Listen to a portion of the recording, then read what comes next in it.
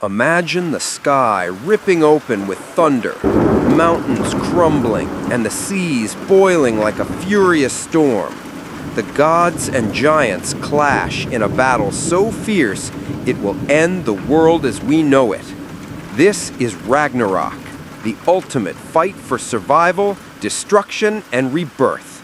Ready to witness the final battle of Norse mythology? Imagine this. You're standing on the battlefield at the very end of the world. The sky is ripping open with lightning. Mountains are shaking.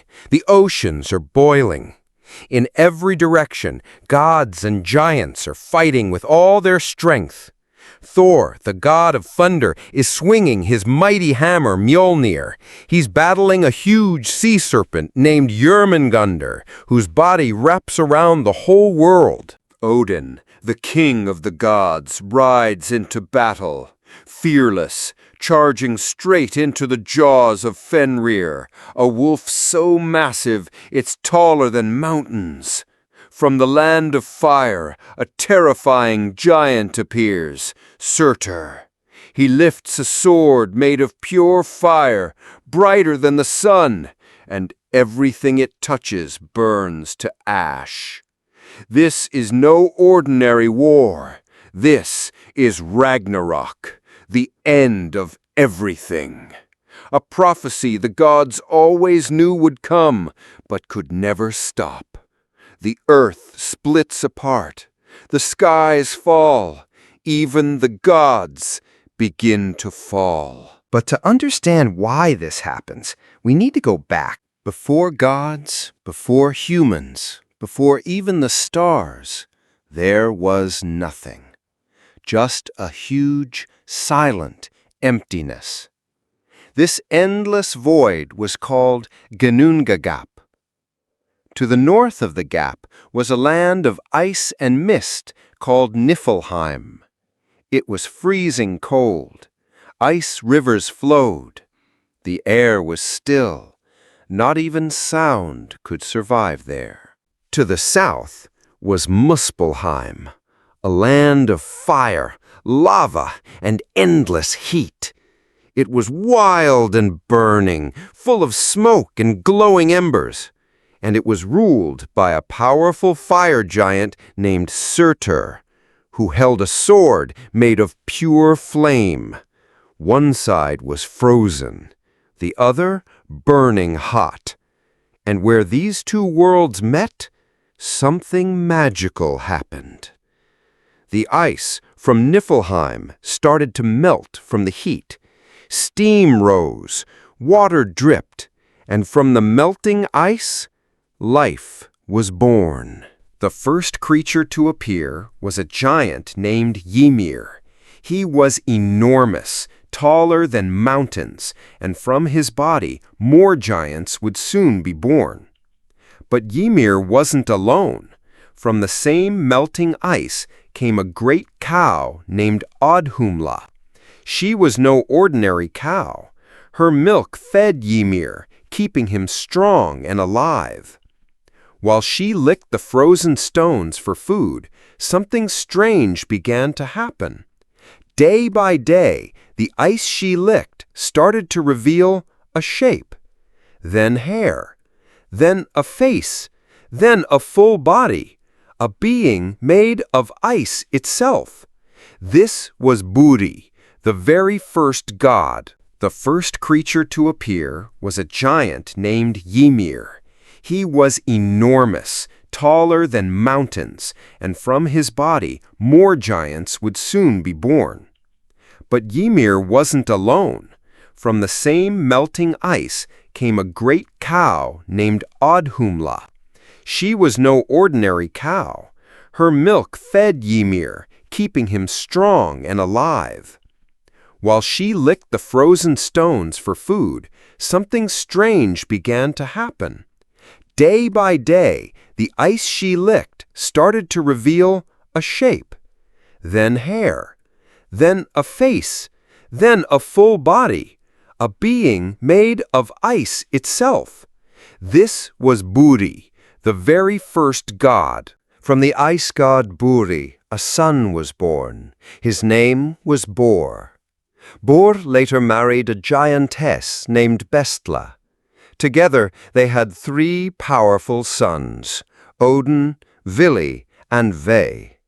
These 3 brothers would change everything. At this time, the world was wild and dangerous. The giant Ymir and his children, the Jotnar, ruled the land. They were massive, loud, and chaotic, and the brothers knew they had to bring order. So they made a bold choice. They would destroy Ymir and build a new world. One night, while Ymir slept, the brothers attacked. The battle was fierce. Ymir roared in anger, shaking the entire void. But the gods fought with all their strength, and finally Ymir fell. Ymir's death changed everything. From his body, the brothers began to build the universe. His flesh became the land, later called Midgard. His blood became rivers, lakes, and seas. His bones turned into mountains. His teeth became rocks and boulders. And his skull, they lifted it high to create the sky. But the sky needed to be held up, so they chose 4 dwarves to hold each corner: Nordri, Sudri, Austri, and Vestri, north, south, east, and west. The sky was still dark, so the gods reached into Muspelheim. They grabbed sparks and fire and threw them into the sky. These became the stars, the sun, and the moon. The world was finally taking shape. But it was still missing something. Life. The world was built. Land, sea, sky, stars. But it was still empty. There were no people, no life, no voices. One day, the 3 brothers, Odin, Vili, and Ve, were walking along the shore. There they found 2 pieces of driftwood washed up on the beach. One was from an ash tree, the other from an elm tree. The gods looked at the lifeless wood, and they decided to create something new. The gods gave them a home, Midgard, the world of humans. They protected it with a great wall made from Ymir's eyebrows to keep giants out. From Ask and Embla, all humans were born. Farmers, warriors, kings, and poets, all of them came from these 2 simple pieces of wood, brought to life by the gods themselves. Now the world had humans, gods, land, and sky. But something was still missing, a way to connect it all. So the gods created Yggdrasil, the world tree. Imagine the biggest tree you've ever seen. Now multiply that by 1,000. Yggdrasil was huge. Its branches reached all the way to the sky. Its roots dug deep into the darkest places below the earth. It stood at the center of everything, a living bridge that held the entire universe together. Yggdrasil connected 9 realms, each one a unique world full of mystery and life. 1. Asgard, home of the gods, high in the heavens. 2. Helheim, the land of the dead, cold and shadowy. 3. Midgard, the human world, where Ask and Embla lived. 4. Jotunheim, land of the giants, wild and dangerous. 5. Alfheim, realm of the light elves, full of beauty and magic. 6. Svartalfheim, or Nidavellir, realm of the dwarves, masters of crafting. 7. Vanaheim, home of the Vanir gods, full of nature and peace. 8. Niflheim, a frozen realm of mist and ice. 9. Muspelheim, a blazing land of fire and destruction. Each realm was special. Each one had its own people, creatures, and secrets, and Yggdrasil tied them all together. A squirrel named Ratatoskr ran up and down the tree, spreading gossip between the eagle at the top and the dragon Nidhogg, who gnawed at its roots below. Eagle, at the highest branch, sat a wise eagle, watching everything. Dragon, deep underneath, Nidhogg chewed at the roots, waiting to bring chaos. Yggdrasil was not just a tree. It was the universe itself, alive, growing, breathing. It was the path between worlds, the spine of Norse mythology, and the stage on which all the gods, giants, elves, and humans would play their parts. High above Midgard, beyond the Rainbow Bridge, lies Asgard, the shining realm of the gods. Imagine golden halls, tall towers, and endless skies. This was home to the most powerful beings in Norse mythology, the Aesir gods. At the center of Asgard stood Valaskjolf, Odin's throne room. From here, Odin could see all the realms. He watched over gods, giants, and humans alike. Odin, the All-Father. Odin was king of the gods, wise, mysterious, always searching for knowledge. He had one eye because he gave the other in exchange for wisdom. He drank from the well of knowledge. He hung himself from Yggdrasil for 9 days and nights just to learn the secrets of magic. 2 ravens, Hugin and Munin, thought and memory, flew across the world each day bringing him news. But Odin wasn't just wise. He was a warrior god, too. He led souls of brave fighters to his hall, Valhalla. Thor, the thunder god. Thor was Odin's son, strong, fearless, and loud. He protected humans and gods from the giants. In his hand, he carried the mighty hammer Mjolnir. Every time he threw it, boom, it struck with the power of thunder and lightning, and always returned to him.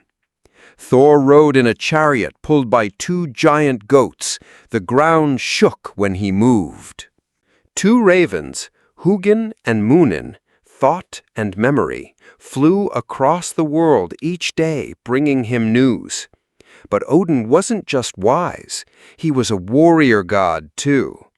He led souls of brave fighters to his hall, Valhalla. Thor, the thunder god. Thor was Odin's son, strong, fearless, and loud. He protected humans and gods from the giants. In his hand, he carried the mighty hammer Mjolnir. Every time he threw it, boom, it struck with the power of thunder and lightning, and always returned to him. Thor rode in a chariot pulled by 2 giant goats. The ground shook when he moved. He was loved by humans because he fought for them. Wherever danger came, Thor was the first to face it. Frigg, the queen of the gods. Frigg was Odin's wife, gentle, wise, and quiet. But don't be fooled, she had great power. She could see the future, but she rarely spoke of it. She watched over family, love, and motherhood. In Asgard, everyone respected her. Frigg also protected her son Balder, the most beloved god, but even her powers couldn't stop his tragic fate. Heimdall, the Watcher. At the edge of Asgard stood Heimdall, always watching. He guarded Bifrost, the rainbow bridge that connected Asgard to the other realms. He had eyes that could see for hundreds of miles, and ears so sharp he could hear grass growing. He carried a great horn called Gjallarhorn. When he blew it, the gods would know that Ragnarok had begun. These were just a few of the mighty gods who lived in Asgard. Together, they ruled the realms, battled giants, and shaped the fate of the cosmos. But even the gods could not escape fate. Beneath the shining halls of Asgard lies Midgard, the world of humans. Imagine rolling green hills, deep forests, rushing rivers, and snowy mountains. This was the home of farmers, warriors, kings, and everyday people.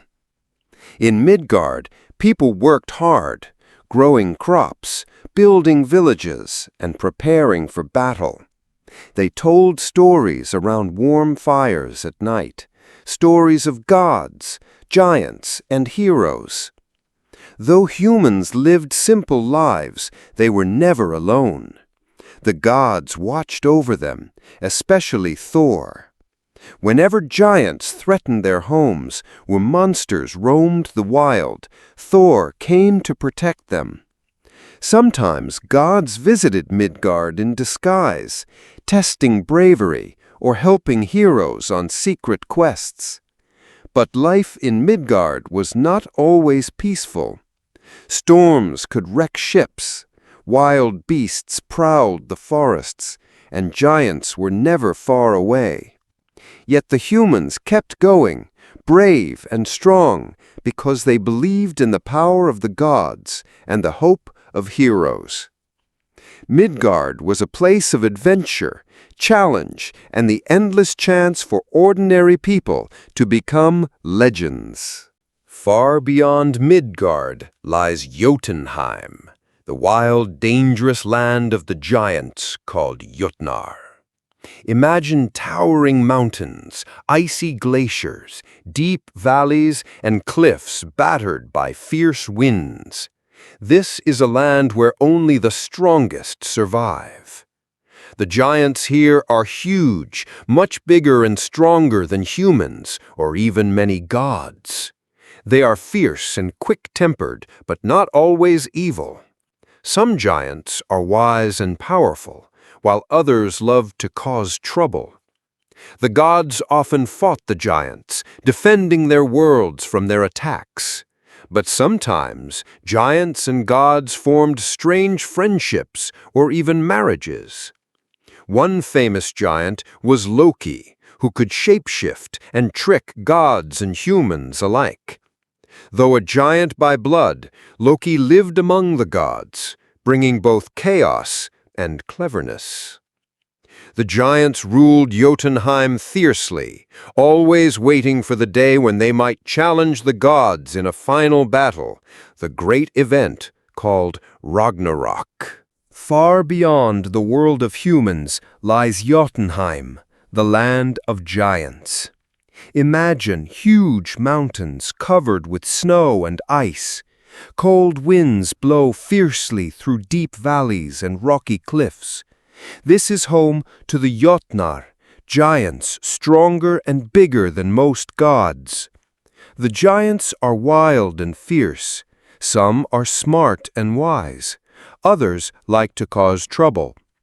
The gods often fought the giants to protect the worlds. But sometimes giants and gods became friends or even family. One giant, Loki, was tricky and clever. Though a giant, Loki lived with the gods and caused both problems and helped them too. The giants waited for the day called Ragnarok, a final battle where gods and giants would fight to the very end. Not far from Jotunheim, two very different worlds exist. First, there is Alfheim, the home of the light elves. Imagine bright forests, glowing meadows, and sparkling lakes bathed in warm sunlight.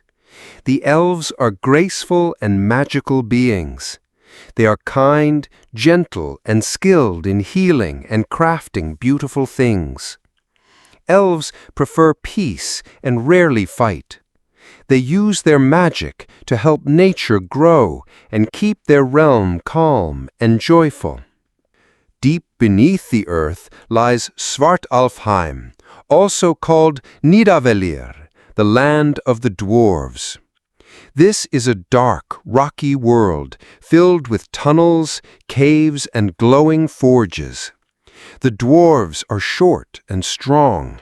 They are amazing craftsmen, known for making powerful weapons and magical treasures. The mighty hammer of Thor, Mjolnir, was made by dwarves. So were Odin's spear, Gungnir, and many other famous items. Though dwarves live in shadows, their work is admired by gods and mortals alike. These two realms show the magic and mystery hidden in the Norse universe, from the light and beauty of Alfheim to the dark and powerful crafts of Svartalfheim. Beyond the forests and mountains lies Vanaheim, the home of the Vanir gods. This realm is full of life, green fields, blooming flowers, and calm rivers. The Vanir gods are peaceful and wise, ruling over nature, fertility, and magic. Two of the most famous Vanir gods are Freyr and Freya. Freyr brings fertility, helping crops grow and animals thrive. Freya is the goddess of love, beauty, and powerful magic. She can see the future and uses her magic to protect those she loves. The Vanir lived in harmony with nature, keeping balance in their realm. Once a great war was fought between the Vanir and the Aesir gods of Asgard. But after the war, they made peace and exchanged hostages to live among each other, creating a lasting friendship between the two groups of gods. Vanaheim remains a place of peace, growth, and endless summer, a beautiful contrast to the harsher realms around it. Beneath the living world lies Helheim, the cold and shadowy realm of the dead. Helheim is ruled by Hel, the daughter of Loki. She is a mysterious goddess with a strange appearance, half beautiful, half pale and ghostly. This realm is not a place of punishment, but a quiet resting place for souls who did not die in battle. Imagine endless twilight, cold rivers, and misty plains. The land is silent and still, with no feasting or fighting here.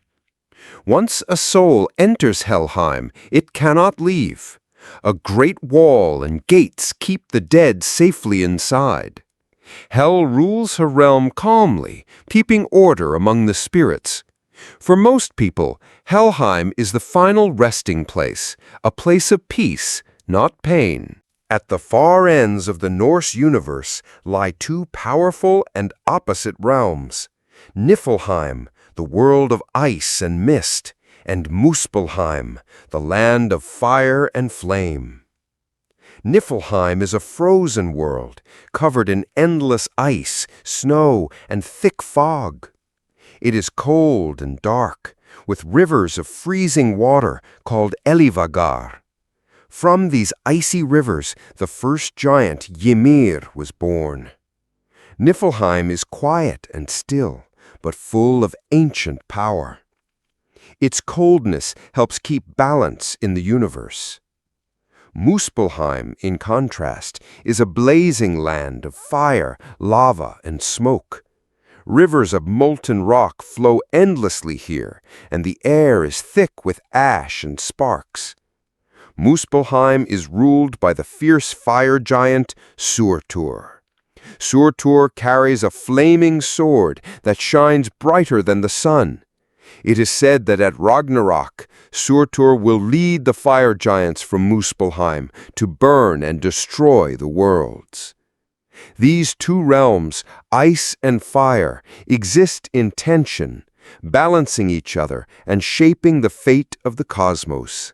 From their clash, creation began, and to their fury, destruction will come. The end of the world is called Ragnarok, the final battle where gods, giants, and monsters fight for the fate of all. The sky turns dark, lightning splits the air, and the earth shakes violently. The seas rise and boil, and mountains crumble. The mighty serpent Jormungandr rises from the ocean, spreading poison and destruction. The giant wolf Fenrir breaks free from his chains, hungry for revenge. Thor battles Jormungandr with all his strength. Their fight is fierce, and both will fall. Odin faces Fenrir bravely, but the wolf swallows him whole. Meanwhile, the fire giant Surtur marches from Muspelheim, his flaming sword burning everything. He sets the world on fire, bringing destruction and chaos. The gods fight fiercely, but many fall. Valhalla's halls shake as the brave warriors join the battle. In the end, the old world is destroyed, but from the ashes a new world will rise. Some gods survive, and new life blooms on Midgard's fresh land. Ragnarok is both an ending and a new beginning. Welcome back. Today we dive into the most dramatic moment in Norse mythology, Ragnarok. It's the epic end of the world where heroes rise, gods fall, and everything changes forever. But how does this terrifying battle begin? Who fights, and what happens when the dust settles? Stay tuned, the most intense part is coming up soon.